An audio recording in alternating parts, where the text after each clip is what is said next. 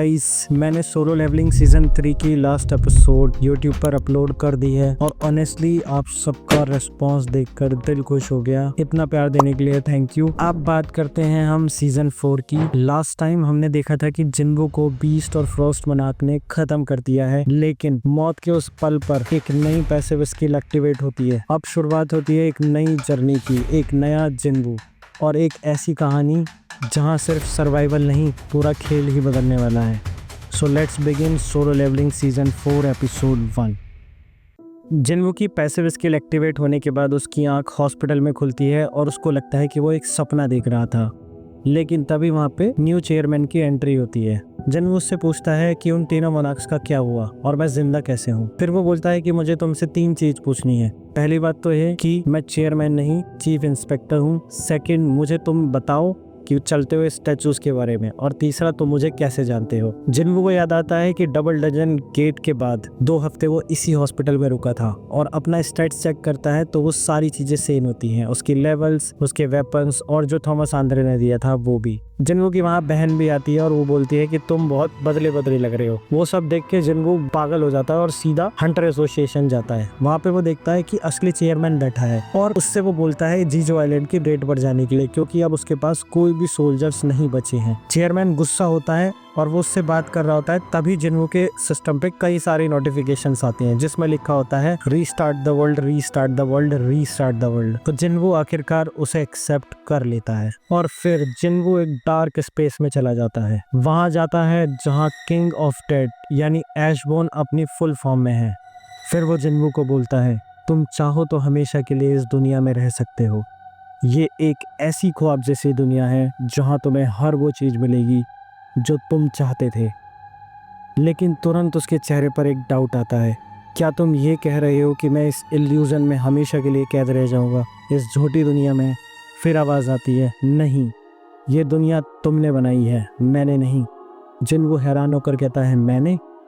ऐशबोर्न बोलता है, हाँ, तुम्हारी दिल की इच्छा थी तुम अपनी सभी गलतियों को ठीक करो। तुमने मेरी पावर्स के साथ मिलकर ये दुनिया बनाई है। ये मेरा डोमेन है। ये एक ऐसा सुकून है जो सिर्फ मौत के बाद मिलता है। ऐशबोर्न आगे कहता है, मैं तुम्हें काफ़ी समय से देख रहा हूँ। तुमने मौत से लड़ाई की, बार बार उसके करीब जाकर भी तुमने उसे कभी कबूल नहीं किया। मैं तुम्हारे स्ट्रगल का रिकॉर्ड रखता हूँ, तुम्हारी तकलीफ़ का सबूत और उसका इनाम भी। मैं तुम्हारी मौत हूँ, तुम्हारा सुकून, तुम्हारा डर, और मैं हूँ तुम। इस डोमेन के अंदर तुम सब कुछ कर सकते हो। तुम किसी को भी अपने कंट्रोल में ले सकते हो, मेरी पावर्स को एब्जॉर्ब कर सकते हो। ये सिर्फ एक मोनार्क के डोमेन में पॉसिबल होता है और तुम्हारे पास वो पावर्स हैं जो दुनिया को बना भी सकती हैं और मिटा भी सकती है। एक ओमनीपोटेंट पावर।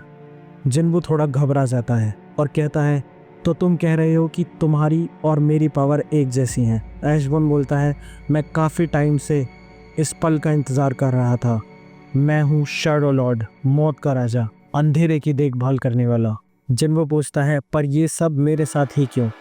ऐशबोर्न कहता है, चलो मैं तुम्हें दिखाता हूँ इस सब की शुरुआत, इस सब का अंत और तुम्हारी शुरुआत। शुरुआत में जब कुछ भी नहीं था, सिर्फ रोशनी और अंधेरा था, तब एब्सोल्यूट वन ने रोशनी को अलग किया और गॉड के डिसिप्लिन्स बनाए और अंधेरे को अलग किया, जिससे बने 8 लॉर्ड्स यानी मोनार्क्स। लॉर्ड्स का काम था दुनिया को बर्बाद करना, डिसिप्लिन का काम था उसे बचाना। वो एक दूसरे के सोल्जर्स को मारते रहे, एक ख़त्म न होने वाली जंग। एक दिन रोशनी का सबसे चमकता टुकड़ा थक चुका था। उसने एब्सोल्यूट वन से कहा, तुम अपने वफादार सोल्जर्स की चीखें नहीं सुनते जो तुम्हारे लिए मर रहे हैं। प्लीज़ हमें और पावर दो, हम दुश्मन के सर काटकर तुम्हारे चरणों में लाएंगे। लेकिन एब्सोल्यूट वन ने कोई जवाब नहीं दिया।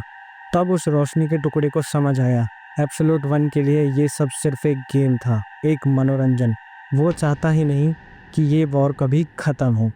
सब लोग एब्सोल्यूट वन को वर्शिप करते थे, खून बहाकर अपनी वफादारी जताते थे, लेकिन उसके बदले मिला सिर्फ मौत। और इस वजह से उन्होंने तलवारें उठाई। अब ये वॉर ख़त्म करनी है। वो एक रिबेलियन था और मैं वही था, एक ऐसा गॉड का डिसिप्लिन जिसने खुदा के लिए तलवार उठाई थी।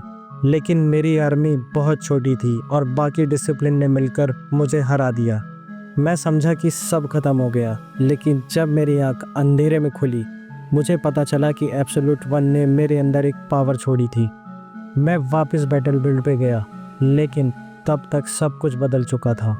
ब्राइट फ्रैगमेंट ने एब्सोल्यूट वन को मार दिया था और खुद को वो रूलर्स कहने लगे थे। रूलर्स ने एब्सोल्यूट वन की पावर से टूल्स बनाए और मोनार्क्स का शिकार करना शुरू किया। किंग ऑफ जाइंट्स को पकड़ लिया गया, जिससे पावर का बैलेंस बिगड़ गया।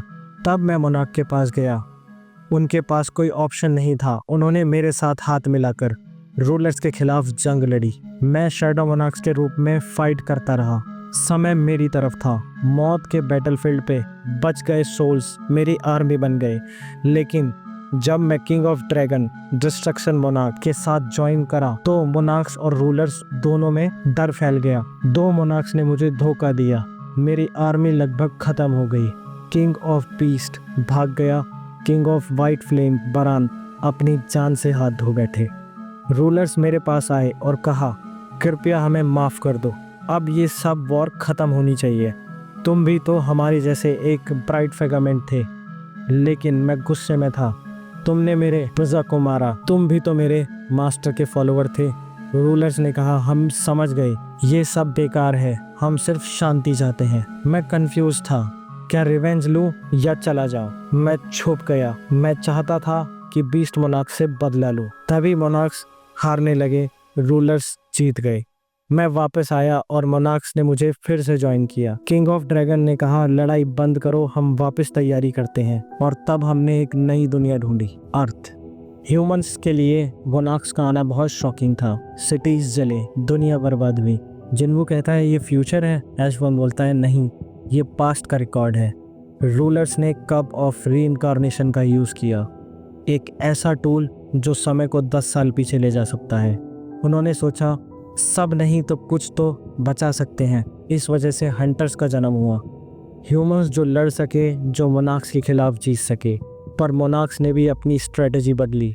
उन्होंने भी एक ह्यूमन बॉडी में डिसेंड करने का प्लान बनाया। मुझे एक सुटेबल ह्यूमन चाहिए था, लेकिन कोई नहीं मिला जो मेरी पावर झेल सके। तब आर्किटेक्ट आया। उसने कहा, मैं एक ऐसा इंसान ढूंढूंगा जो तुम्हारी वेसल बन सके। वो सिस्टम बनाता गया, टैलेंटेड ह्यूमन को ढूंढता गया, और तब मिले तुम। एक ऐसा लड़का जो हमेशा कमज़ोर था पर हर बार मौत का सामने खड़ा रहा। तुमने सिस्टम के रूल्स तोड़ दिए, मेरी एक्सपेक्टेशन से ज़्यादा परफॉर्म किया। मैं कहना चाहता हूँ, मैं तुम हूँ, मैं तुम्हारी तकलीफ का इनाम हूँ। सिस्टम को तुम्हारे लिए एडजस्ट किया गया, गेम्स, लेवल्स, क्वेस्ट सब तुम्हारे लिए था। और जब तुमने डिसीजन लिया, मैं भी कंफ्यूज हो गया। क्या मैं तुम्हें खोना चाहता हूँ? नहीं, आर्किटेक्ट की मर्जी के बिना भी मैंने सिर्फ तुम्हें चूज़ किया। अब ये बॉडी किसी एक की नहीं है, हम एक हो चुके हैं। तुम्हारे पास अब 2 चॉइस हैं, तुम यहीं रहो सुकून में या वापस जाओ अपनी लड़ाई लड़ो। जिन्वू कहता है, मैं वापस जाऊंगा। फिर एशबॉर्न बोलता है, फिर ये हमारी आखिरी मुलाकात है। तुम अब शैडो मोनार्क हो, तुम अमर हो, और अब मैं आराम करूँगा।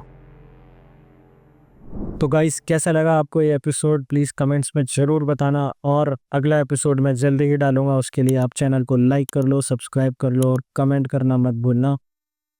Peace out.